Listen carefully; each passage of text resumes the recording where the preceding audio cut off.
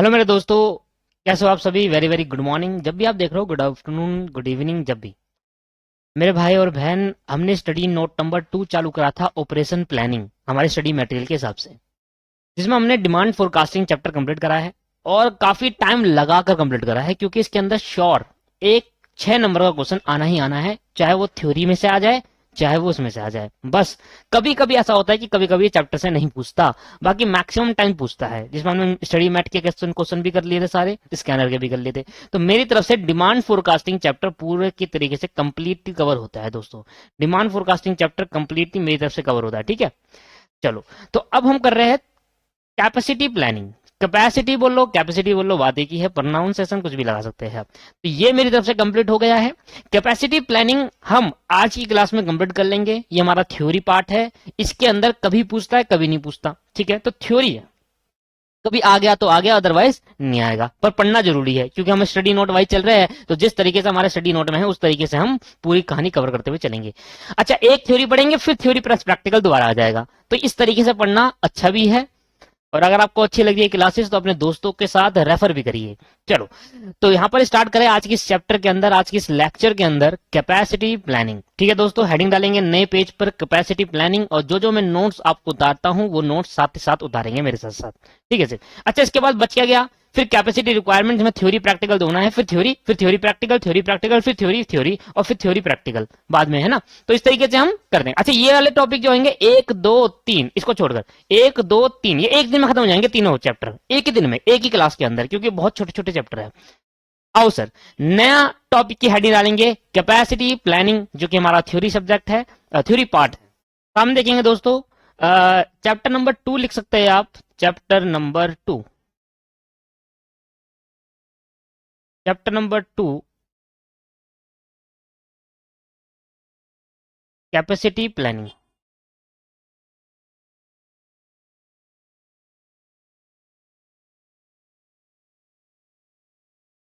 तो दोस्तों, अगर आपको कैपेसिटी प्लानिंग के बारे में समझना है, तो हमें दो चीजों के बारे में समझना बहुत जरूरी है। पहली चीज, कैपेसिटी क्या होता है, और दूसरी चीज प्लानिंग क्या होती है। पहले हम दो अलग अलग चीज को समझेंगे। जैसे हमने ऑपरेशन मैनेजमेंट में ऑपरेशन अलग समझा, मैनेजमेंट समझा, ऐसी कैपेसिटी प्लानिंग में कैपेसिटी अलग, प्लानिंग अलग। जब कैपेसिटी का मतलब समझेंगे, प्लानिंग का मतलब समझ लेंगे, दोनों को मर्ज कर देंगे एक साथ, तो बन जाएगा कैपेसिटी प्लानिंग। तो आओ, तो सबसे पहले इनमें यह समझने की कोशिश करते हैं कि कैपेसिटी का मतलब क्या होता है, ऐसे ही बनाना है आपको भी, और प्लानिंग का मतलब क्या होता है।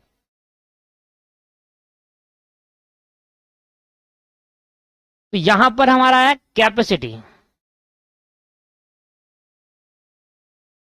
यहां पर हमारा आया प्लानिंग।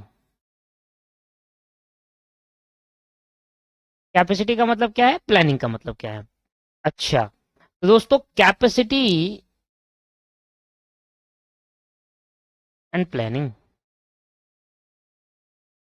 इसके बारे में थोड़ा लिखते हैं, फिर मैं आपको समझाने की कोशिश करता हूँ कैपेसिटी और प्लानिंग का मतलब क्या है एक्चुअल में, ठीक है भाई। लिखेंगे सर, साथ साथ लिखेंगे मेरे साथ साथ। तो capacity is a ability. Capacity क्या है दोस्तों, capacity is a ability, capacity is a ability, capacity is a ability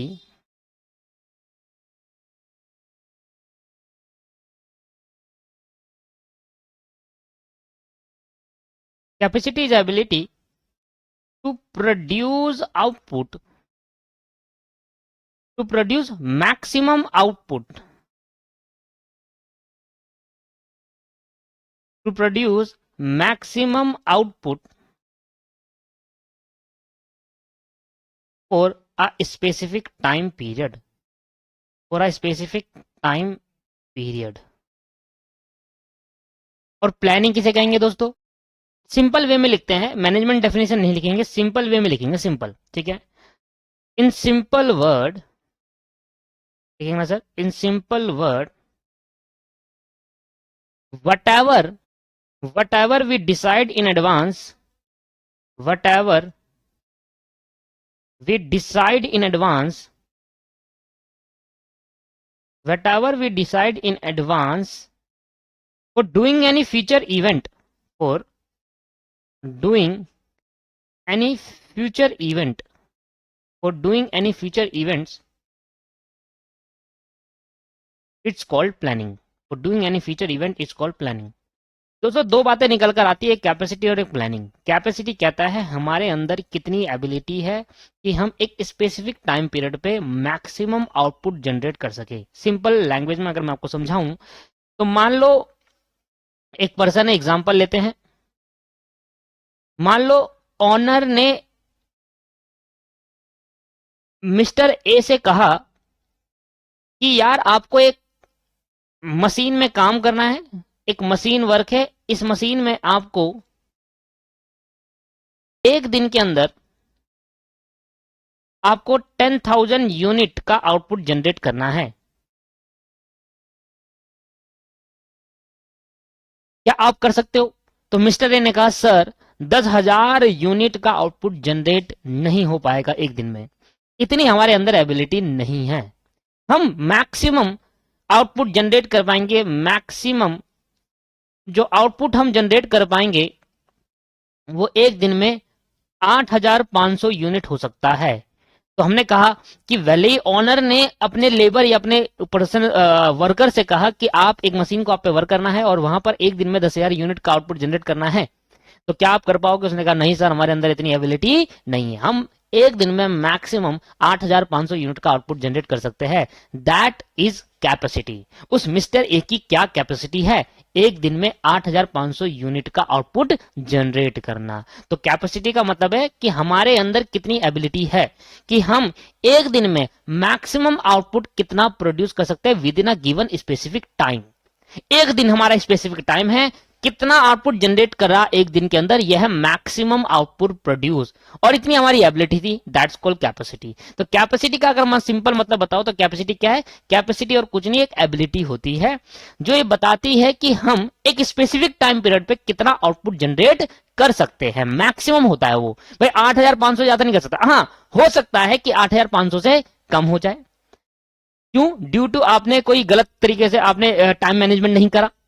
time management maximum capacity है कि एक दिन में 8,500 हो सकती है, इससे ज्यादा नहीं हो पाती 8,500। अब आपने कम करी तो आपका टाइम मैनेजमेंट खराब था, आपने रिसोर्सेज का ढंग से यूटिलाइजेशन नहीं करा, इसलिए वजह से नहीं हुआ। तो वो है इसके कमियां, आपके अंदर कमियां जो आप इसमें काम नहीं कर पाए। भाई एक लेबर है कह रहा भाई मैं 8,500 यूनिट बना दूंगा एक दिन के अंदर, दूसरा कह रहा भाई मैं तो 9,000 बना दूंगा, तो मैक्सिमम कैपेसिटी कितनी होगी? 9,000। अब तू 8,500 बना रहा है, तेरी कैपेसिटी इतनी है, उस पर्सन की कैपेसिटी 9,000 है, तो सबका काम करने का तरीका अलग अलग होता है। समझ में आ रहा है? तो कैपेसिटी का मतलब क्या हुआ कि कैपेसिटी का मतलब होता है एबिलिटी, क्या मैक्सिमम आउटपुट प्रोड्यूस करना with in a given specific time. तो एक स्पेसिफिक टाइम पीरियड पे कितना आउटपुट आप मैक्सिमम जनरेट करोगे, दैट्स योर एबिलिटी और दैट्स द कैपेसिटी। प्लानिंग का मतलब क्या होता है? जब भी हम कोई फ्यूचर में कोई काम करते हैं उसमें हमें डिसाइड पहले ही कर लेना कि हमें क्या काम करना है, कैसे काम करना है ना? कैसे काम करेंगे, क्या काम करेंगे और क्या किससे काम करवाएंगे, है ना? सिंपल। तो हमें whatever we decide in future, whatever we decide in advance for doing any future event, अगर हम फ्यूचर में कोई काम करना चाहते हैं उसका आपके पास पहले ही उसको डिसाइड कर लो कि आप क्या काम करना चाहते हो, कैसे काम करना चाहते हो, क्या ये सब।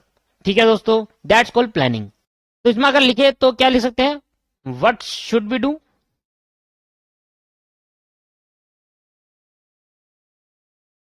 What should be done, how should be done, when should be done. क्या आपको करना है फ्यूचर में, कैसे उस काम को कराओगे और कब कराओगे, क्या करना है फ्यूचर में, आप क्या प्रोडक्शन करना चाहते हो, that's called what should be done. क्या प्रोडक्शन करना चाहते हो पहले डिसाइड करो, यह है प्लानिंग। किससे काम करवाओगे, कैसे काम करेगा वो, जो भी आप करना चाहते हो। मान लो आप शर्ट का बिजनेस है आपका, गारमेंट्स का बिजनेस, तो आप शर्ट बनाना चाहते हो, तो आपने डिसाइड कर लिया कि मैं शर्ट बनाना चाहता हूं, व्हाट शुड बी डन, क्या आप करना चाहते हो आगे फ्यूचर में प्रोडक्शन। हमने कहा शर्ट बनाएंगे, व्हाट शुड बी डन खत्म हो गया। हाउ शुड बी डन, कैसे होगा वो, किस तरीके से बनेगा, ये भी आपने डिसाइड कर दिया। और कब बनेगा, कब से बनना चालू होगा, ये भी। तो इतनी तारीख से हम इस लेबर को लगवाएंगे और ये शर्ट बनाने का काम हम करेंगे, दैट्स कॉल्ड प्लानिंग। तो जो भी हम फ्यूचर में कोई काम करने जा रहे हैं उसका एडवांस में डिसाइड कर लेना, इसको हम कहते हैं प्लानिंग। मैं मैनेजमेंट डेफिनेशन में नहीं गया, जो मैनेजमेंट डेफिनेशन होती है बचपन में आपने जो पढ़ी थी उस पर नहीं किया, मैं सिंपल लैंग्वेज में उसको कर रहा हूं। अगर मैं कैपेसिटी प्लानिंग को जोड़ दूं तो निकल के आएगा मीनिंग ऑफ कैपेसिटी प्लानिंग। तो कैपेसिटी का मतलब क्या हुआ है कि मैक्सिमम आउटपुट हम कितना जनरेट कर सकते हैं। प्लानिंग का मतलब क्या हुआ कि फ्यूचर में अगर हम कोई भी काम करना चाहते हैं उसके लिए हमें पहले से डिसाइड करना है कि हम कैसे करेंगे, कब करेंगे और किससे करवाएंगे। क्लियर है या नहीं है? चलो तो आप सीखेंगे meaning of capacity planning. Meaning of capacity planning, ये कैपेसिटी प्लानिंग आप कह सकते हैं। बड़ा ही सिंपल लैंग्वेज में आपको मैं मीनिंग समझाने वाला हूं और यही मीनिंग आपको स्टडी मैट में नहीं मिलेगा। क्यों? क्योंकि स्टडी मैट में थोड़ा मुश्किल है। यहां पर मैं जो बताऊंगा वो सिंपल है और ये मीनिंग अगर आप लिख कर आ गए तो आपको नंबर पूरे मिलेंगे, एक भी नंबर नहीं काट सकता कोई। ठीक, लिखिए sir, capacity planning is a process.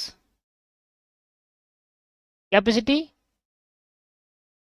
Planning is a process, एक प्रोसेस है।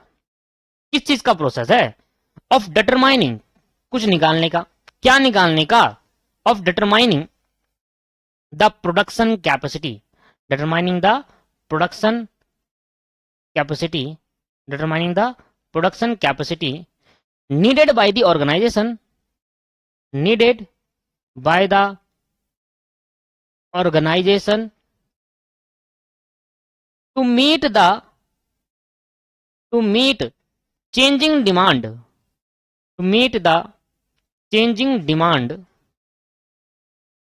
to meet the changing demand for its product, for its product। Capacity planning क्या है? बड़ी ही सिंपल एग्जांपल के साथ समझते हैं क्या है इसका मतलब। मान लो एक कंपनी है, कंपनी, इस कंपनी के अंदर राजू इसका ऑनर था। इस कंपनी का ऑनर कौन है? राजू। अब राजू के अंडर बहुत सारे वर्कर काम कर रहे हैं। मैंने कहा वर्कर 1, वर्कर 2, वर्कर 3। मान लो राजू के अंदर 4 वर्कर काम कर रहे हैं जिनकी सर्टन अलग अलग कैपेसिटी है। तो अब राजू को एक ऑर्डर दिया किसी कंपनी ने, मान लो एबीसी लिमिटेड ने इस कंपनी को एक ऑर्डर दिया, एबीसी लिमिटेड ने इस कंपनी को एक ऑर्डर दिया, कहा कि आप 10,000 टीवी बनाकर दिखाओ 1 महीने के अंदर, विद इन 1 मंथ। 1 महीने के अंदर आपको 10,000 टीवी बनाकर दिखाने हैं।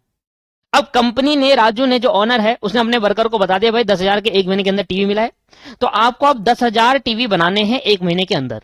सबकी अलग अलग कैपेसिटी है, कोई एक दिन में आपके पास 2, 10, 3, 4 टीवी बना रहा है, कोई 5 टीवी बना रहा है, तो सबकी अलग अलग कैपेसिटी है। अलग अलग कैपेसिटी के हिसाब से अलग अलग पैसे भी मिलते हैं दोस्तों। जो अच्छा काम करता है उसको अच्छे पैसे मिलते हैं। यहां पर मतलब है कि अगर कंपनी ने 10,000 यूनिट का आपको ऑर्डर दिया है, 10,000 यूनिट का ऑर्डर दिया है, वो भी 1 महीने के अंदर बनाना है, तो हम अब प्लान करेंगे। हम अब प्लान करेंगे कि हम ये 10,000 यूनिट जो हमें ऑर्डर मिला है, ये जो ऑर्डर मिला है 10,000 यूनिट का, इसको हम कैसे मीट कर पाए। कंपनी इस ऑर्डर को कैसे मीट कर पाए, इस ऑर्डर को कैसे मीट कर पाए। मीट मतलब पूरा कर पाए। इस ऑर्डर को कैसे पूरा कर पाए, इसके लिए कंपनी को क्या करना पड़ेगा? प्लानिंग। इसके लिए राजू को प्लानिंग करनी होगी। इसके लिए राजू को प्लानिंग करनी होगी। इसके लिए राजू को प्लानिंग करनी होगी और साथ में कैपेसिटी भी पता करनी होगी। अच्छा, तो मान लो आज कंपनी को एबीसी लिमिटेड ने इस राजू वाली कंपनी को 10,000 टीवी का ऑर्डर दिया। क्या ऐसा जरूरी है कि हर बार ये कंपनी 10,000 टीवी का ही ऑर्डर दे? नहीं दोस्तों, आज तो 10,000 का ऑर्डर दिया है। मान लो दूसरी कंपनियां और दूसरी कंपनी ने कहा कि भाई हम XYZ लिमिटेड है। अब XYZ लिमिटेड ने इस कंपनी को कितने का ऑर्डर दिया पता है? XYZ लिमिटेड ने 20,000 टीवी का ऑर्डर दिया विद इन 1.5 मंथ। 1.5 महीने में 20,000 टीवी का ऑर्डर दिया। अब राजू को क्या करना पड़ेगा भाई? 1 महीने में तो 10,000 टीवी बन गए, 1.5 महीने में 10,000 टीवी, 20,000 टीवी कैसे बनेंगे? कम से कम 2 महीने तो मिलने चाहिए थे। अब राजू को एक वर्कर और एक्स्ट्रा लाना पड़ेगा। इसके लिए क्या करना पड़ेगा? प्लानिंग, कि भाई किस तरीके से ये डिमांड को मीट करूं। अब बताओ, क्या हर बार ऐसा जरूरी है कि हर कंपनी 20,000 टीवी का ऑर्डर दे? क्या पता कम दे दे, क्या पता 15 दे दे, क्या पता 25 भी दे सकती है। तो चेंजिंग डिमांड, डिमांड हमेशा चेंज होती रहती है। मार्केट में ये तो ऑर्डर मिला है, मान लो मार्केट में कंज्यूमर, हम टीवी बनाते हैं, हम टीवी बनाकर मार्केट में बेचते हैं, टीवी बनाकर मार्केट में बेचते हैं। कभी कभी ऐसा होता है कि बहुत सारी सेल हो जाती है। अब बहुत सारी सेल हो जाती है तो मार्केट में डिमांड आ रही है कि हमें इस कंपनी का टीवी चाहिए। मान लो आपके पास सेंसुई का टीवी है, अब सेंसुई कंपनी ने टीवी बनाई, अब सेंसुई कंपनी ने जो टीवी बनाई उसने बनाकर मार्केट में उतारा, जैसे उसने मार्केट में उतारा तो बहुत सारे बंदे आए उस टीवी को खरीदने लगे। मार्केट में डिमांड बढ़ रही है पर टीवी नहीं है। अब वो डिमांड जो बढ़ी उसका कैसे मीट कर पाए, इसके लिए करनी पड़ेगी प्लानिंग, और इसके लिए चाहिए एबिलिटी कि भाई पर्सन भी तो चाहिए जो उसको कर पाए पूरा। इसको कहते हैं दोस्तों कैपेसिटी प्लानिंग।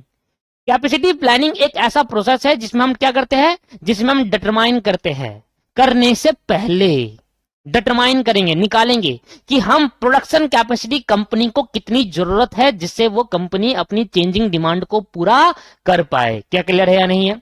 दोबारा समझेंगे। कैपेसिटी प्लानिंग एक ऐसा प्रोसेस है जिसमें हम ये निकालते हैं कि अगर कंपनी को हर साल हर महीने डिमांड में चेंजमेंट नजर आए तो हर बार चेंज करेंगे। आज 10,000 यूनिट का डिमांड आई, कल 20,000 यूनिट की आ रही है, फिर 15 की आ रही है, तो ऐसे चेंज इन डिमांड को कैसे मीट कर पाए इसके लिए करनी पड़ेगी प्लानिंग। और हमें उतनी कैपेसिटी की जरूरत है। मान लो 10,000 टीवी एक महीने में 4 लेबर बना देंगे, अब 20,000 टीवी के लिए 8 लेबर चाहिए, तो ये प्लानिंग करनी पड़ेगी ना। क्या पता 7 लेबर में भी 20,000 टीवी बन सकता है अगर अच्छा सा काम करवाए तो उनसे। इसके लिए दोस्तों क्या करनी पड़ेगी? प्लानिंग। तो इसी को कहते हैं कैपेसिटी प्लानिंग। कैपेसिटी प्लानिंग एक ऐसा प्रोसेस है जिसमें हम ऑर्गेनाइजेशन को कितनी प्रोडक्शन कैपेसिटी चाहिए अपनी चेंजिंग डिमांड को पूरा करने के लिए। अगर कंपनी एक टीवी बनाती है, मैन्युफैक्चरिंग करके बाहर बेचती है, तो उस टीवी की डिमांड अलग अलग हो सकती है हर साल। इस साल 10,000 टीवी की डिमांड आई, अगले साल हो सकता है 12-15 की आ जाए, उससे अगले साल बढ़ सकती है, कम भी हो सकती है। तो उस डिमांड को पूरा कैसे करा जाए, उस डिमांड के लिए करनी पड़ेगी मैन्युफैक्चरिंग। आज 10,000 टीवी का ऑर्डर आया, हमने मैन्युफैक्चरिंग कर दी, मान लो और डिमांड आ गई 15,000 आ गई। अब उस 15 को कैसे करें, 10 को तो कर ही लेते, 5 एक्स्ट्रा आ गई 5,000, उसको कैसे पूरा करा जाए। इसके लिए मुझे क्या करनी पड़ेगी? पहले से प्लानिंग करनी पड़ेगी दोस्तों, और ये डिसाइड करना पड़ेगा कि मुझे कितनी कैपेसिटी की जरूरत है, कितने पर्सन की जरूरत है जो वो उस डिमांड को, चेंजिंग डिमांड को पूरा कर पाए। That's the meaning of capacity planning. एक लास्ट बार, कैपेसिटी प्लानिंग एक ऐसा प्रोसेस है जिसमें हम ये निकालते हैं कि हमारी प्रोडक्शन कैपेसिटी कितनी हमें जरूरत है चेंजिंग डिमांड को पूरा करने के लिए।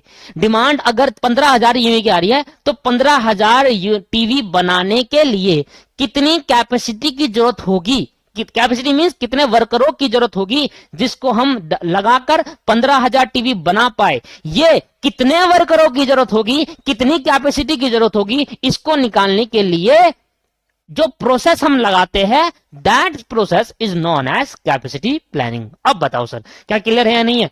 बहुत अच्छे से क्लियर हो गया आपको। तो कैपेसिटी प्लानिंग का मतलब आपको समझ में आ गया। ये एग्जांपल आपको उतारना है और ऊपर कैपेसिटी और प्लानिंग का मतलब समझ में आया। यहां तो मैंने मीनिंग बता दिया, बहुत simple meaning. Capacity planning is a process to determine the production capacity needed by the organisation for meet the changing demand of its product.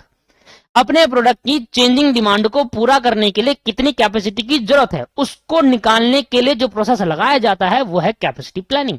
Clear? Hopeful आपको ये क्लियर हो गया हो। ये क्लियर हो गया सर? यहां पर क्लियर हो गया तो मैं आगे बढ़ता हूं। आगे एक लाइन लिखेंगे, capacity planning is concern capacity planning is concern with finding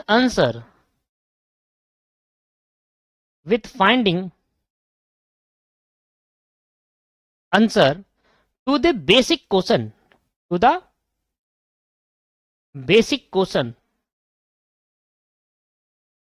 regarding capacity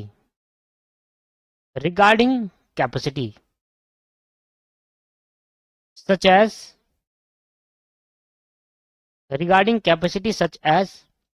कहता है कैपेसिटी प्लानिंग में हम क्या करते हैं, प्रोसेस क्या, कौन सा प्रोसेस लगाएंगे, क्या करेंगे।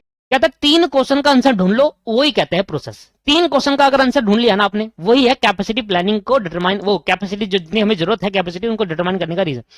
अब कैपेसिटी प्लानिंग क्या होता है, कैपेसिटी प्लानिंग समझ में आया। Capacity planning concern with finding capacity planning के अंदर हम क्या फाइंड करते हैं, कुछ बेसिक क्वेश्चन का आंसर रिलेटेड टू कैपेसिटी।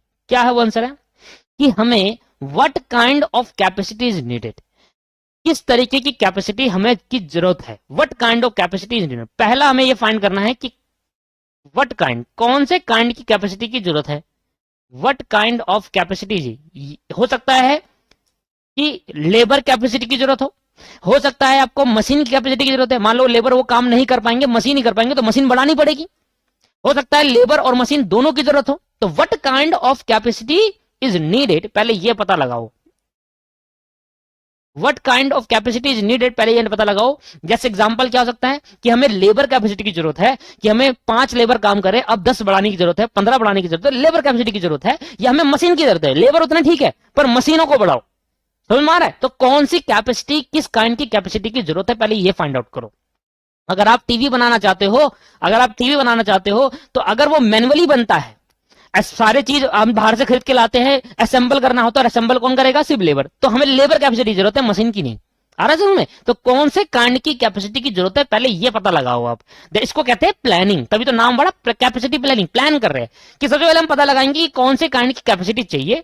दूसरा, अगर ये पता लग जाए कि कौन से काइंड की चाहिए, भाई लेबर की चाहिए, मशीन की चाहिए, और भी बहुत सारी हो सकती है, तब दूसरे में बताना how much capacity is needed, अब कितनी चाहिए। अगर आपको लेबर की चाहिए तो कितनी लेबर चाहिए, 5 लगाऊं, 10 लगाऊं, 15 लगाऊं, कितने। तो यहां पर हो सकता है जस्ट एग्जांपल में आप एग्जांपल लिख सकते हो आप इसके अंदर कि भाई लेबर की कैपेसिटी चाहिए, मशीन कैपेसिटी चाहिए, मशीन बढ़वानी पड़ेगी, या बोथ, दोनों के दोनों चाहिए, या इलेक्ट्रिसिटी की कैपेसिटी चाहिए। मान लो सारा काम हमारा बिजली का है, तो अगर बिजली कम हुई तो हमारा काम नहीं हो पाएगा, बिजली ज्यादा से ज्यादा चाहिए, हाई पावर वोल्टेज चाहिए, तो वो वाली। तो पावर कैपेसिटी चाहिए, बहुत सारी चीजें हो सकती है दोस्तों, बहुत सारी चीजें हो सकती है। मेनली हमारे प्रोडक्शन के लिए लेबर और मशीन की बहुत ज्यादा जरूरत होती है। Machine capacity, labour capacity, both, power capacity, power बहुत ज्यादा वोल्टेज में तभी का हमारा काम हो पाएगा। ठीक है, तो ये सब एक्सेट्रा इस तरीके की, पहले ये पता लगाओ। दूसरा, आप ये पता लगाओ कि अगर आपने पता लगा लिया कि कौन सी कैपेसिटी की जरूरत है, किस काइंड की कैपेसिटी है, मान लो हमें लेबर चाहिए, तो कितने लेबर चाहिए। अभी हमारी कंपनी के अंदर 10 लेबर काम कर रहे हैं, डिमांड थोड़ा ज्यादा आ गई, तो 10 लेबर तो वो पूरी डिमांड पूरी नहीं कर पाएंगे उस पर्टिकुलर टाइम पे, तो हमें लेबर बढ़ाने पड़ेंगे, तो कितने, how much capacity is needed. समझ में आ रहा है आपको, नहीं आ रहा? Yes sir, how much capacity is needed, how much capacity is needed, कितनी कैपेसिटी की जरूरत है। मान लो एग्जाम्पल, जस्ट एग्जाम्पल ऐसे कि 5 लेबर और चाहिए, 5 लेबर इंक्रीज करो, पहले 10 थे अब 5 करो। इसको ऐसे लिखता हूं और समझ में आएगा आपको। पहले ओल्ड, करंट में 5 लेबर काम कर रहे थे वर्किंग, या 2 मशीन काम कर रही थी। अब आगे फ्यूचर में हमें 5 की जगह कितने चाहिए, 10 लेबर चाहिए नीडेड। 5 पहले से काम कर रहे तो 5 और लेंगे, मशीन भी 4 चाहिए, 2 पहले से थी अब 2 और लेनी पड़ेगी, तो कितनी मच कैपेसिटी की जरूरत पड़ेगी। ये सब तो है प्लानिंग दोस्तों, काम करने से पहले डिसाइड कर लो, ये हम पहले डिसाइड कर रहे हैं, तो हम प्लानिंग कर रहे हैं। ठीक है सर, चलो तीसरा, तो सबसे पहले हमने समझा कि कौन सी तरीके की capacity, what kind of capacity is needed. दूसरा हमने कहा how much capacity is needed. तीसरा, व्हेन दिस कैपेसिटी, कब चाहिए, मान लो आज चाहिए, कल चाहिए, परसों चाहिए, कब चाहिए। प्रोडक्शन कब से चालू करोगे, वो कह रहा है जी प्रोडक्शन हम 1 महीने बाद से चालू करेंगे, तो 1 महीने बाद चाहिए ना कैपेसिटी, अभी तो नहीं चाहिए, तो क्यों क्यों दुख हो रहा है आपको इतना, क्या पता नहीं। तो कब चाहिए, when this capacity, when this capacity,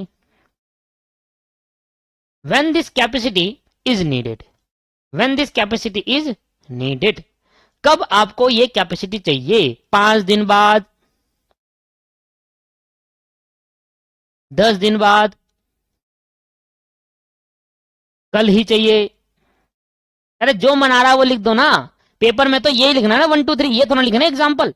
लिखना चाहो तो अच्छी बात है, लिख लीजिएगा एग्जाम्पल, 5 दिन बाद चाहिए, 10 दिन बाद चाहिए, कल ही चाहिए, आज चाहिए, कब, उसी हिसाब से हम प्लान करेंगे। तो ये चीज होती है दोस्तों प्लानिंग, कैपेसिटी प्लानिंग, कि भाई कैपेसिटी कितनी चाहिए तो पहले पहले डिसाइड कर लो। डिसाइड कर रहे हो तो पहले तो प्लानिंग कर रहे हैं हम। ये क्या कर रहे हैं हम दोस्तों? प्लानिंग।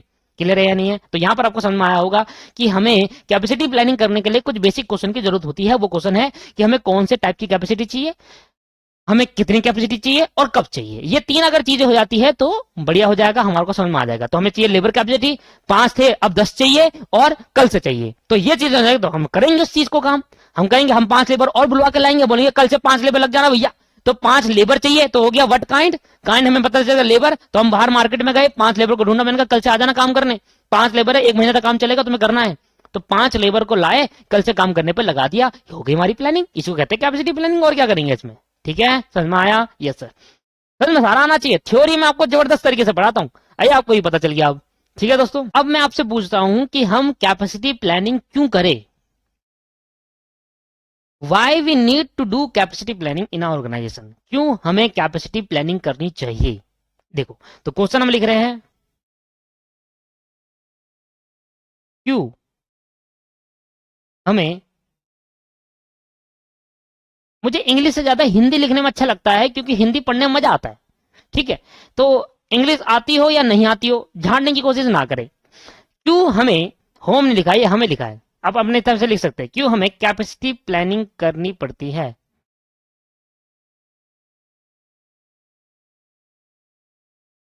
क्यों हमें कैपेसिटी प्लानिंग करनी पड़ती है? इंग्लिश में लिखना है, इंग्लिश में लिख सकते हैं आप। Why we need to do capacity planning, लिख ले।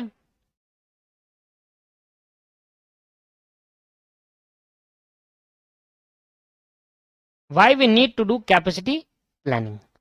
अब भैया जिसको इंग्लिश में लिखना है इंग्लिश में लिख लीजिए, हिंदी में लिखना हिंदी में लिख लीजिए, दोनों में लिखना दोनों में लिख लेना। आंसर, कैपेसिटी प्लानिंग इसलिए करना पड़ता है क्योंकि हमें फ्यूचर ग्रोथ चाहिए। हम पहले से जैसे करेंगे तो हमारा कस्टमर की डिमांड टाइम पे पूरी होगी, सेल बढ़ेगी। तो एक कैपेसिटी प्लानिंग करने से क्या होगा? कैपेसिटी प्लानिंग में क्या होता है, पहले से डिसाइड कर लेते हैं कि फ्यूचर की जो डिमांड आएगी उसको कैसे पूरा करा जाएगा। अगर हमने वो पूरी कर दी तो कस्टमर और खरीदेगा, टाइम पे चीज मिलती है, कस्टमर और खरीदेगा तो और सेल बढ़ेगी, सेल बढ़ेगी तो फ्यूचर में हमारी कंपनी की ग्रोथ बढ़ेगी। इसलिए जरूरी है, सिंपल। तो capacity planning is to carry out, capacity planning, capacity planning to be is B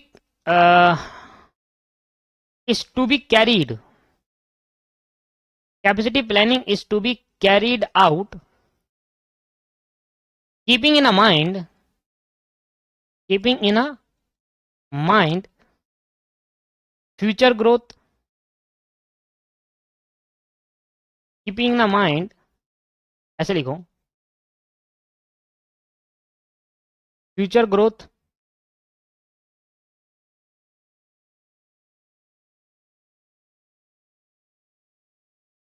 business expansion,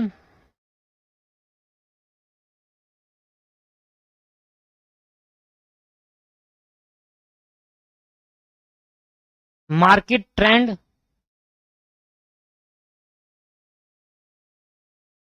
cell forecast.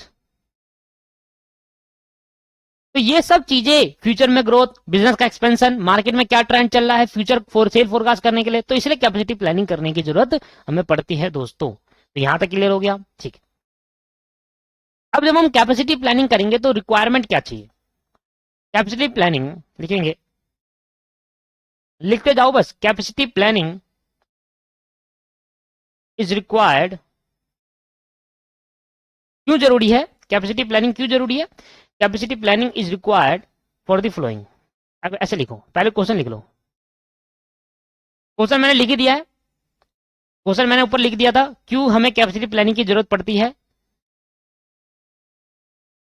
Question लिख दिया ना। तो ये एक पहला पॉइंट बना लो इसका, और सेकंड पॉइंट बना लो यहां पर, फ्यूचर को ग्रोथ, फ्यूचर ग्रोथ बिजनेस को एक्सपेंड करने के लिए चाहिए, सेल को फोरकास्ट के, अगर मैं डिमांड को टाइम पे पूरी करूंगा तो सेल बढ़ेगी, तो हमें पता लगा भाई अब हमारी सेल बढ़ने वाली है, डिमांड फोरकास्ट करने के लिए भी। तो capacity planning, why we need to do capacity planning, तो यहां पर और लिख सकते हो, कैपेसिटी प्लानिंग बिजनेस की ग्रोथ के लिए, फ्यूचर ग्रोथ के लिए, मार्केट में ट्रेंड जानने के लिए, सेल फोरकास्ट करने के लिए। तो ये सब कैपेसिटी प्लानिंग इज रिक्वायर्ड, और किस लिए चाहिए? कैपेसिटी प्लानिंग इज रिक्वायर्ड, ऐसे लिख लो, capacity planning is required for the flowing, capacity planning is required for the following. नीचे चीजें, नीचे दी गई चीजें को पूरा करने के लिए कैपेसिटी प्लान, नीचे वाली चीजों को लिए कैपेसिटी प्लानिंग की जरूरत पड़ती है। नीचे क्या चीजें हैं? Sufficient capacity, sufficient capacity is required to meet the customer demand in time। भाई अगर मान लो मैं कैपेसिटी प्लानिंग नहीं लगाता, सोचो मान लो डिमांड बढ़ गई 15,000, मैंने कैपेसिटी प्लानिंग लगाई, कैपेसिटी प्लानिंग लगाता तो पहले क्या करता भाई, क्या आपको अगर डिमांड 15,000 हो गई तो क्या आपको जरूरत पड़ेगी, किस काइंड की कैपेसिटी की जरूरत पड़ेगी, कितनी जरूरत पड़ेगी और कब पड़ेगी, ये करता मैं। अगर मैं कोई डिमांड मेरी बढ़ गई, मान लेते पहले मैं 10,000 यूनिट टीवी बेचता था, अब 15,000 टीवी की डिमांड आ रही है, 5,000 से डिमांड बढ़ गई, तो मैं अगर कैपेसिटी प्लानिंग ना लगाऊं तो मैं ये नहीं निकाल पाऊंगा कि मुझे कितने लेबर, क्या मुझे किस टाइम, क्या क्या करूं ऐसा जिससे मेरी डिमांड पूरी हो सके टाइम पर, ये नहीं कर पाऊंगा। तो अगर आप कस्टमर की डिमांड को टाइम पे पूरा करना चाहते हो तो आपके पास उतनी कैपेसिटी होनी चाहिए उस डिमांड को पूरा करने के लिए, क्योंकि मैन्युफैक्चरिंग होगी, टीवी बनेंगे तभी तो डिमांड पूरी होगी। अब टीवी बनाने के लिए चाहिए मैन्युफैक्चरिंग प्रोसेस, वहां पर चाहिए लेबर, वहां चाहिए मशीन, तो कैसे होगा सब? तो इसके लिए आपको कैपेसिटी प्लानिंग की जरूरत पड़ेगी, है ना। तो कस्टमर की डिमांड को पूरा करने के लिए कैपेसिटी प्लानिंग की जरूरत, सफिशिएंट कैपेसिटी की जरूरत पड़ती है। और सफिशिएंट कैपेसिटी हमें पता लगाने के लिए हमें कैपेसिटी प्लानिंग लगाना पड़ेगा। कैपेसिटी प्लानिंग क्या है? एक ऐसा प्रोसेस है जो बताता है कि कितनी कैपेसिटी की जरूरत पड़ेगी इस इतनी डिमांड को पूरा करने के लिए स्पेसिफिक टाइम में, तभी तो कैपेसिटी प्लानिंग बताएगा। समझो, कैपेसिटी प्लानिंग एक इतनी, मान लो 15,000 टीवी के लिए मुझे 10 लेबर चाहिए, 2 मशीनें चाहिए और इतना टाइम चाहिए, 10 लेबर चाहिए, 2 मशीन चाहिए। तो ये सब किसने बताया? ये 10 लेबर 2 मशीन किसने बताया? कैपेसिटी प्लानिंग तो बताए। कैपेसिटी प्लानिंग ऐसा ही प्रोसेस है जो हमें ये बताता है कि एक पर्टिकुलर टाइम पे अगर आप डिमांड पूरी करना चाहते हो कस्टमर की तो आपको कितनी कैपेसिटी की जरूरत पड़ेगी। कहता हम बता रहे हैं। हम कौन है? Capacity planning. कैपेसिटी प्लानिंग मैं बताता हूँ, 10 लेबर 2 मशीन, ये इसीलिए सफिशिएंट कैपेसिटी कितनी होगी डिमांड को पूरा करने के लिए, तो सफिशिएंट कैपेसिटी निकालने के लिए हमें 10 लेबर हमारी सफिशिएंट कैपेसिटी है और 2 मशीन, 10 लेबर 2 मशीन मिल जाए तो हम पूरी कर देंगे, तो ये हमारी सफिशिएंट। ये किसने निकाला? कैपेसिटी प्लानिंग, इसलिए जरूरत है। ठीक है, इंपॉर्टेंस पढ़ रहे हैं एक तरीके की। अगर आप देखे हो तो हम क्या पढ़ रहे हैं? क्यों जरूरत है। क्यों क्यों कब लगाते हैं? जब हमें जरूरत हो। क्यों जरूरत होती है हमारे को? जब हम इंपॉर्टेंस पढ़ रहे होते हैं। तो यहाँ पर इसकी जगह पर क्या ले सकते हो? Importance of capacity planning. ठीक है सर, आ जाओ बी।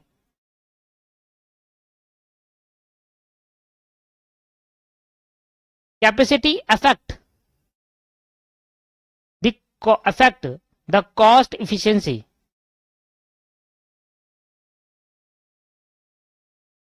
of operation। ये मैंने बताया था आपको, कॉस्ट इफिशियंसी, इफिशियंसी और इफेक्टिवनेस। याद करो पहली क्लास में इफेक्टिव और इफिशियंसी बताया था। इफेक्टिवनेस का मतलब होता है टाइम पे किसी काम को कंप्लीट करना। What will be the cost, it doesn't matter. Efficiency का मतलब होता है आप अच्छे से यूटिलाइज करो रिसोर्सेज का जिससे कॉस्ट कम से कम आए। तो कैपेसिटी जब हम लगाते हैं तो दोस्तों कैपेसिटी इसलिए जरूरत होती है कि हमें ये जानना है, अगर हम पहले से डिसाइड करेंगे कि हमें इतने लेबर चाहिए, इतना सब कुछ चाहिए, तो हमारी कॉस्ट कम से कम लगेगी। सोचो मान लो हम एक काम को 15 लेबर कर सकता है एक काम, हमने अपनी प्लानिंग कोई नहीं करी, तो प्लानिंग करी हम 15 लगा रहे हैं, कभी 15 16 लग जा रहे हैं, कभी 17 लग जा रहा है, कभी 20 पे पहुंच जा रहे हैं, कभी 14 लगा रहे हैं, तो इससे काम भी पूरा नहीं हो पाया। हम प्लानिंग नहीं कर पाए, कैपेसिटी प्लानिंग नहीं कर पाए, तो हमारा काम भी पूरा नहीं हुआ और कॉस्ट भी बढ़ गई। तो कॉस्ट कम से कम आए तो पहले प्लान करके रखना पड़ेगा, पहले जानना पड़ेगा इस काम को पूरा करने के लिए इतने लेबर चाहिए, इतनी मशीन चाहिए, पहले पता करना पड़ेगा। तो इसलिए कैपेसिटी प्लानिंग अगर नहीं लगाएंगे तो कॉस्ट बढ़ सकती है। इसलिए कैपेसिटी प्लानिंग अफेक्ट करता है कॉस्ट ऑफ इफिशियंसी को। इफिशियंसी का मतलब होता है कम से कम कॉस्ट में कम से कम रिसोर्सेज का वेस्टेज करके अच्छा प्रोडक्ट बनाओ, जल्दी से टाइम पे प्रोडक्ट बनाना। तो इफेक्टिवनेस तो होता है कि जिस टाइम पे बोला गया उस टाइम पे प्रोडक्ट को बना देना और कम से कम कॉस्ट पे बनाना, ये होता है इफिशियंसी।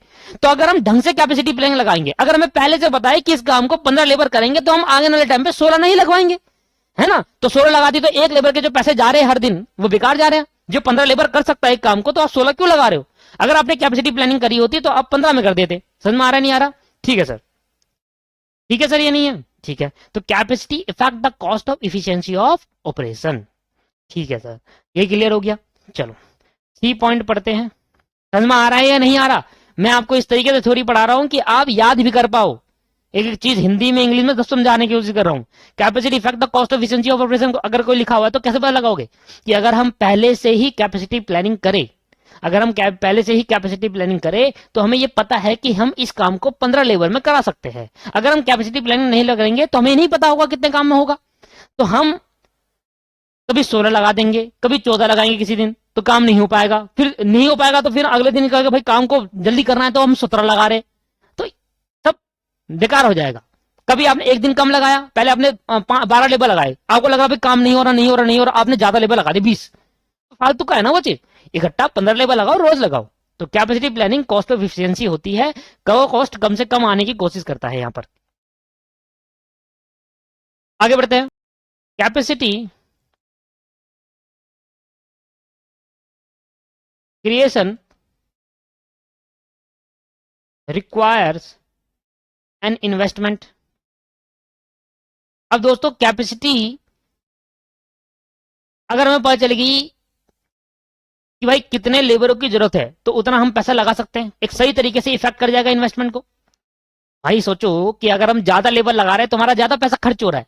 जो काम 15 लेबर कर सकता है उसमें हम 20 लगा रहे हैं तो 5 लेबर का पैसा एक्स्ट्रा इन्वेस्टमेंट हो रही है, फालतू की इन्वेस्टमेंट हो रही है, ज्यादा पैसा लग रहा है। जो काम 15 लेबर कर सकता है वो 20 में करवा रहे हो, अगर आप ये नहीं कॉस्ट नहीं बढ़ रही तो आपकी इन्वेस्टमेंट ज्यादा पैसा जेब से जा रहा है। दूसरी बात कि अगर हमारे चेंज इन डिमांड बढ़ती जाती है, जैसे जैसे हमारी डिमांड बढ़ती जाती है वैसे वैसे हमारी इन्वेस्टमेंट भी बढ़ती है और इनकम भी तो होगी। जब हम पैसा इन्वेस्ट करेंगे तो इनकम भी तो होगी। तो कैपेसिटी क्रिएशन रिक्वायर, जब कैपेसिटी हमारे को जरूरत पड़ती है तो इन्वेस्टमेंट की भी जरूरत पड़ जाती है इसके अंदर। ये समझाने की कोशिश कर रहा था ये। ठीक है सर, आगे बढ़ते हैं। लास्ट लिख लेते हैं, बहुत है इतना।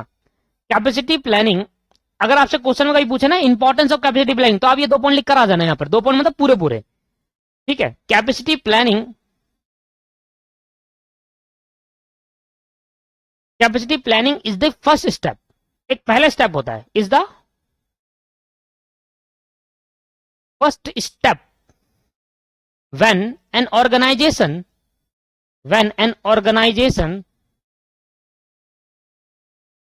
decide to produce more product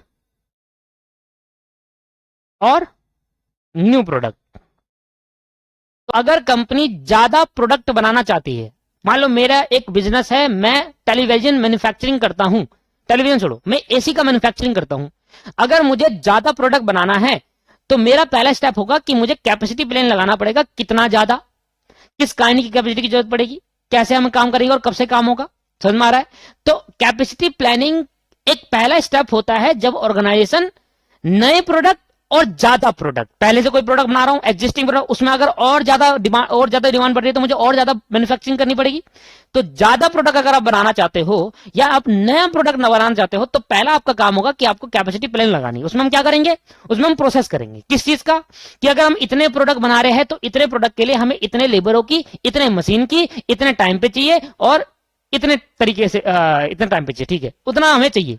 समझ में आ रहा है? तो कैपेसिटी प्लानिंग एक पहला स्टेप है जब ऑर्गेनाइजेशन नया प्रोडक्ट और ज्यादा प्रोडक्ट मैन्युफैक्चरिंग प्रोड्यूस करती है, डिसाइड करती है कि मैं आज से 10,000 बनाते थे, आज से हम 20,000 बनाएंगे, डबल प्रोडक्ट बनाएंगे, ज्यादा बनाएंगे, तो हमें कितनी कैपेसिटी की जरूरत पड़ेगी। वो पहला प्रोसेस, पहला स्टेप होता है हमारा कि पहले ये डिसाइड करो कि अगर आप 20 बनाना चाहते हो, 20,000 एसी बनाना चाहते हो, पहले 10,000 एसी बनाते थे, अब 20,000 एसी बना रहे हो तो उसमें कितनी कैपेसिटी की जरूरत पड़ेगी। तो कैपेसिटी प्लानिंग का पहला स्टेप होता है ये कहने की। तो इसलिए कैपेसिटी रिक्वायर, भाई कोई भी चीज करने से पहले, कोई भी चीज इंप्लीमेंट करने से पहले प्लान करना पड़ेगा ना। तो प्लान करना पड़ेगा, तो प्लानिंग फर्स्ट स्टेप होता है किसी भी ऑर्गेनाइजेशन के अंदर। आपने मैनेजमेंट में पढ़ा होगा, पर यहां पर हम बात करें कैपेसिटी, क्योंकि प्रोडक्शन से रिलेटेड बात हो रही है, इसलिए कैपेसिटी प्लानिंग लग रही है। क्लियर है या नहीं है? चलो जी, तो यहां पर हमें समझ में आया क्यों हमें कैपेसिटी प्लानिंग की जरूरत है। आगे क्वेश्चन पढ़ते हैं। अब कितने टाइप्स ऑफ कैपेसिटी प्लानिंग होते हैं? क्वेश्चंस,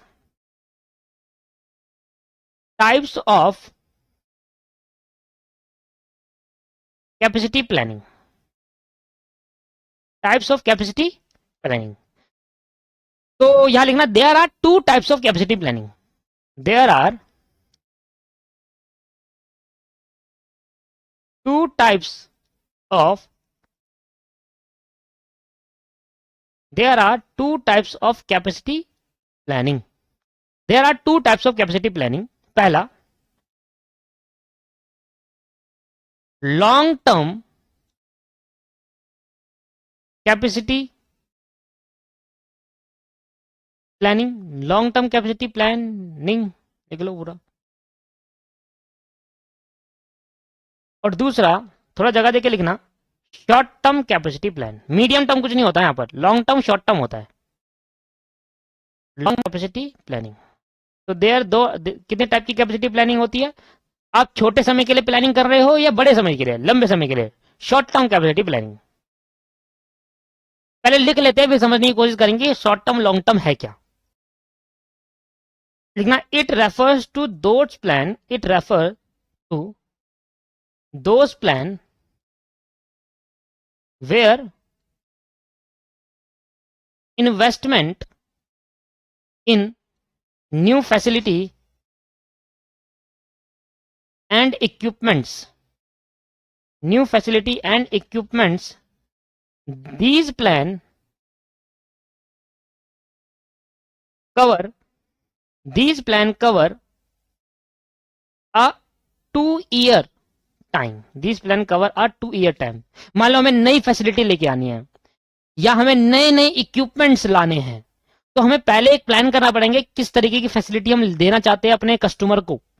देखो जैसे जैसे चेंजमेंट हो, जैसे पहले के फोन क्या आते थे, बहुत छोटे आते थे, है ना, स्मार्ट भी नहीं होते थे। धीरे धीरे फोन का चेंजमेंट हुआ, अब फोन स्मार्ट हो रहे, बड़े भी हो रहे, टच भी हो रहे। पहले टच नहीं थे, पहले कीपैड थे, कीपैड से चेंज, ये क्या है, फैसिलिटी तो है।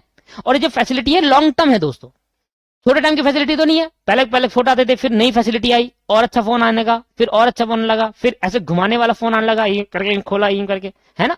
फिर क्या होना, फिर कीपैड के साथ टच भी आने लगा, फिर पूरा टच आने लगा, फिर छोटा टच, इतने बड़े बड़े फोन आ रहे हैं।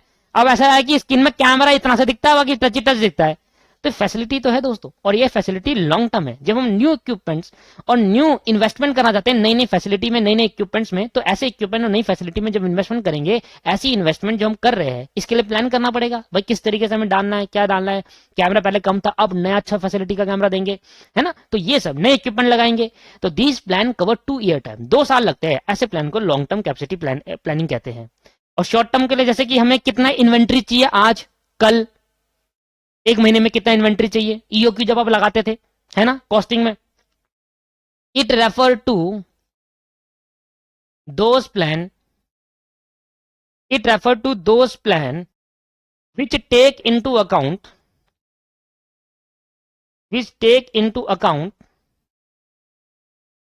Work force size, over time budget, inventory etcetera. क्या मतलब, शॉर्ट टर्म प्लानिंग कहां लगती है, शॉर्ट टर्म कैपेसिटी प्लानिंग की जरूरत पड़ती है तब जब हमें ये डिसाइड करना होता है यार हम एक महीने में कितने टाइम ओवर टाइम कराए, कितना हमें वर्क फोर्स साइज चाहिए। वर्क फोर्स साइज का मतलब है कितने लेबर की जरूरत है, कितने वर्करों की जरूरत है जो काम करने वाले होंगे, कितने वर्करों की जरूरत होगी जो रोजाना काम करेंगे, किस वर्करों को ओवर टाइम करवाना है, क्या हमें इन्वेंट्रीज की जरूरत पड़ेगी प्रोडक्शन करने के लिए। तो ऐसी प्लानिंग जब हम पहले करते हैं कि भाई इतनी इन्वेंट्री की जरूरत पड़ेगी, इतने लेबर की जरूरत पड़ेगी, और इतने लेबर को 10 दिन कम से कम ओवर टाइम कराना पड़ेगा, तब जाकर हम काम पूरा कर पाएंगे। इतने लेबर की जरूरत पड़ने वाली है, पहले से सोचा, इतने लेबर की जरूरत पड़ेगी, कम से कम 10 दिन का ओवर टाइम कराना पड़ेगा, और इतने इन्वेंट्रीज की जरूरत पड़ेगी प्रोडक्शन करने के लिए। तो ऐसी प्लानिंग जब हम करते हैं, ये होती है शॉर्ट टर्म कैपेसिटी प्लानिंग। तो there are 2 types of capacity planning, long term capacity planning और short term capacity planning. Clear है या नहीं है? सिंपल सी चीजें हैं। आगे बढ़ते हैं दोस्तों, आगे चलते हैं दोस्तों। अब सीख रहे हैं effective capacity. Effective capacity can be determined by giving due consideration for the following factors. क्या लिखना जरा, पेन डालना, ब्लैक पेन से डालिए sir. effective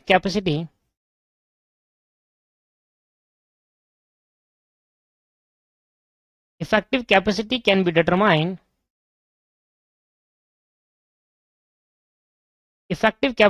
determined by giving due consideration to the following factor। कहता है अगर आप नीचे दी गई बातों को ध्यान में रखते हुए, नीचे दी बातों को ध्यान में रखते हुए अगर आप कैपेसिटी प्लानिंग करोगे तो उसको इफेक्टिव कैपेसिटी प्लानिंग करेंगे, मतलब इफेक्टिव हो जाएगी। एक तरीके से। तो हमारी कैपेसिटी प्लानिंग कब इफेक्टिव रहेगी? अगर हम कैपेसिटी प्लानिंग कर रहे हैं, डिटरमाइन कर रहे हैं, तो हमें नीचे दी बातें, नीचे दी फैक्टर, नीचे दिए गए कारण को ध्यान में रखते हुए करनी चाहिए। ये कहने की कोशिश कर रहा है। तो अगर आप इफेक्टिव प्लानिंग करना चाहते हो, कैपेसिटी प्लानिंग करना चाहते हो, तो नीचे दिए गए फैक्टर को ध्यान में रखते हुए करें। जैसे कि फैसिलिटी में क्या क्या आ सकते हैं सर? डिजाइन, प्रोडक्ट का डिजाइन।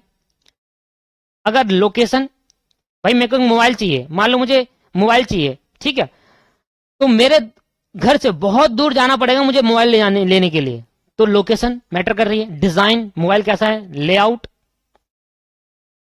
And environment. लेआउट का यूज होता है दोस्तों कंपनी के अंदर, फैसिलिटी, भाई कंपनी के अंदर किस तरीके से हम प्रोडक्ट को बनाएंगे, पूरा एक मैप बनाएंगे, दैट्स कॉल्ड लेआउट। इन्वायरमेंट कैसा होगा कंपनी के अंदर का, डिजाइन कैसा होगा प्रोडक्ट का, लोकेशन कहाँ कहाँ हम दे जिससे प्रोडक्ट कस्टमर इजीली कलेक्ट कर पाए, दैट्स फैसिलिटी। तो जब भी आप कैपेसिटी का ध्यान रखो तो इसका ध्यान रखना, ए पार्ट का। बी पार्ट आपके पास हो गया प्रोडक्ट।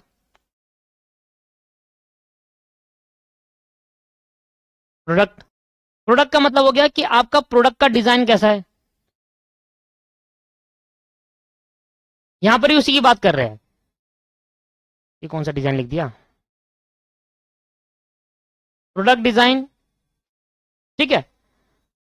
और and product mix. Product mix का होता है सर, प्रोडक्ट मिक्स होता है कि एक पर्टिकुलर चीज बहुत सारे प्रोडक्ट से मिल रही है। मान लो एक कंपनी बहुत सारे प्रोडक्ट बना रही है, बहुत सारे प्रोडक्ट बना रही है। जैसे एक कंपनी, इलेक्ट्रॉनिक कंपनी, मोबाइल बनाती है, मोबाइल के ईयरफोन भी बनाती है, ठीक है, आपके पास मोबाइल की कवर भी बनाती है। यह है प्रोडक्ट मिक्स। तो प्रोडक्ट किस तरीके से होना चाहिए, उसका डिजाइन कैसा रहना चाहिए वो। सी आपके पास है process. Process, quantity and quality. जब भी आप कोई काम कर रहे हो, जब भी आप कोई चीज कर रहे हो, तो कितनी क्वांटिटी में आपको प्रोडक्ट बनाना है, क्या क्वालिटी में बनाना है, वो चीज ध्यान में रखते हुए करें अपनी कैपेसिटी प्लानिंग। भाई कैपेसिटी प्लान कर रहे हो तो आप ये दिखाओगे ना कि मुझे इतने प्रोडक्ट बनाने हैं, मुझे 10,000 टीवी बनाने हैं, 20,000 बनाने हैं, इतनी डिमांड आ रही है, ये इस क्वालिटी का बनाना है। अलग अलग क्वालिटी, भाई अगर टीवी बना रहे तो 4K या स्मार्ट टीवी एचडी में है या 4K में, 4K रेजोल्यूशन हो, तो क्वालिटी पे भी डिपेंड करता है ना। तो वो चीज सर, ये इतना इंपॉर्टेंट नहीं है, बस एक बार पढ़ लो, एक बार पढ़ लो। और आपके पास ह्यूमन फैक्टर, जैसे कि अगर आप वर्करों को काम पे लगाओगे तो कितना कंपनसेशन मिलेगा, नए वर्करों को काम पे लगा रहे हो तो ट्रेनिंग देनी पड़ेगी आपको उसमें, उसको भी ध्यान में रखते हुए कैपेसिटी प्लानिंग करें। और आपके पास मोटिवेशन करना पड़ेगा उनको, जॉब डिजाइन, उनको ये बताना पड़ेगा भाई कि आपका काम क्या है, क्या काम रहेगा, ठीक है। तो ये सारी चीजें, बहुत सारी चीजें आ सकती है इसके अंदर, ये सारी चीजें ध्यान में रखो। तो ये सिंपल चीज है, आप कर सकते हैं इसको, है ना, आराम से। आगे और कौन से फैक्टर आते हैं, जैसे कि एक फैक्टर और आ जाए, पांचवा फैक्टर है हमारे पास ऑपरेशनल फैक्टर। ऑपरेशन फैक्टर का मतलब है कि आपको ऑपरेशन करने के लिए, प्रोडक्शन करने के लिए क्या चाहिए। सबसे पहले मटेरियल मैनेजमेंट, कितने टाइम में मटेरियल की जरूरत पड़ेगी, material management,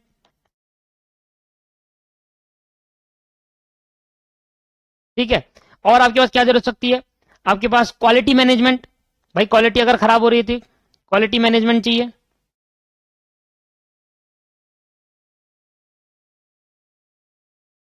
repair and maintenance,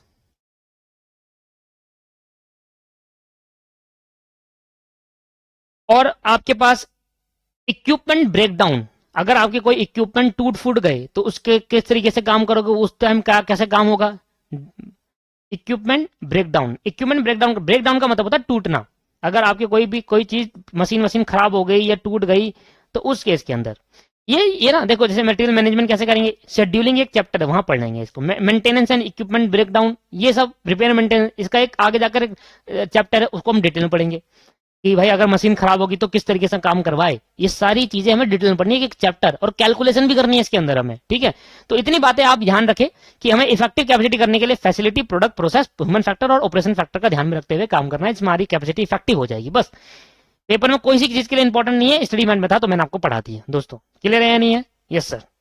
आगे बढ़ते हैं। आगे एक पॉइंट है measurement of capacity. Measurement of capacity मतलब कैपेसिटी को कैसे मेजर करा जाएगा। मेजरमेंट ऑफ कैपेसिटी मतलब कैपेसिटी को किस तरीके से मेजर करा जाएगा। अलग अलग तरीके से मेजर करा जाता है, अलग अलग तरीके से। जैसे कि 1 घंटे में कितना प्रोडक्ट बना, यूनिट पर हावर, ऐसे किस तरीके से मेजर करा जा सकता है कैपेसिटी को, प्लानिंग कैपेसिटी को। लेकिन इसके अंदर पहला पॉइंट, कैपेसिटी ऑफ प्लांट सिर्फ पढ़ना है, इंपॉर्टेंट नहीं है। कोई चीज इंपॉर्टेंट होती है मैं पहले लिखवा देता हूं, ठीक है। सिर्फ पढ़ना है, समझना है क्या है एक्चुअल में। Capacity of a plant is usually expressed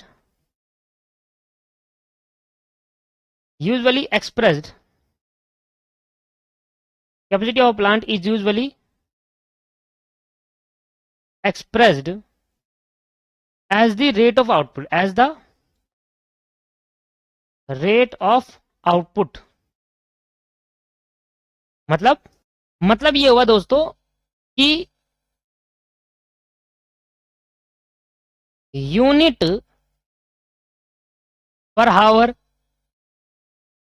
ठीक है। ऐसे हो सकता है, ऐसे मेजर करा जाता है कि भाई 1 यूनिट बनी, 1 घंटे में कितनी यूनिट्स बनी, यूनिट्स पर हावर। इसका मतलब क्या है, 1 घंटे में कितनी यूनिट्स बनी, यूनिट्स पर हावर। Units per month,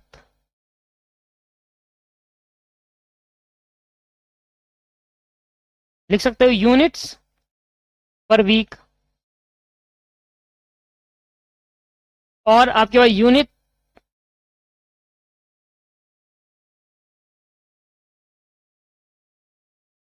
per day. तो इस तरीके से मेजर करा जाता है कैपेसिटी कि भाई कैपेसिटी किस तरीके से मेजर हो रही है कि भाई 1 घंटे में इतनी यूनिट बन जाती है, 1 दिन में इतनी यूनिट बनती है, या 1 महीने में इतनी यूनिट बनती है, या 1 हफ्ते में इतनी यूनिट बनती है। तो इस हिसाब से कैपेसिटी को मेजर करा जाता है। बट अगर कंपनी अलग अलग प्रोडक्ट बनाती है, मान लो कंपनी सिर्फ एक ही प्रोडक्ट बना रही है, तो इस तरीके से भाई एक प्रोडक्ट बना रही है तो हर जगह जहां भी काम हो रहा है वो सिंगल प्रोडक्ट के लिए हो रहा है, तो जगह सिंगल प्रोडक्ट बनाती है तो इस तरीके से मेजर करा जाता है। पर अगर कंपनी अलग अलग प्रोडक्ट बना रही है तो डिफिकल्ट होता है मेजर करना। तो यहां पर मैं लिखा कि capacity of a plant is usually expressed ऐसा। प्लांट का मतलब है कि एक प्रोडक्ट निकल रहा है, एक प्रोडक्ट मैन्युफैक्चरिंग हो रहा है। प्लांट का इधर मतलब है कि भाई एक प्लांट, एक मशीन है, बहुत सारी मशीन मिलकर एक प्रोडक्ट बना रही है, ठीक है दोस्तों, ठीक है। तो अगर कंपनी एक प्रोडक्ट बना रही है तो इस तरीके से कि भाई 1 घंटे में कितनी यूनिट्स बनी, क्योंकि एक ही प्रोडक्ट है। बट अगर कंपनी, देखना ध्यान देना, but if firm produce different products, then the measurement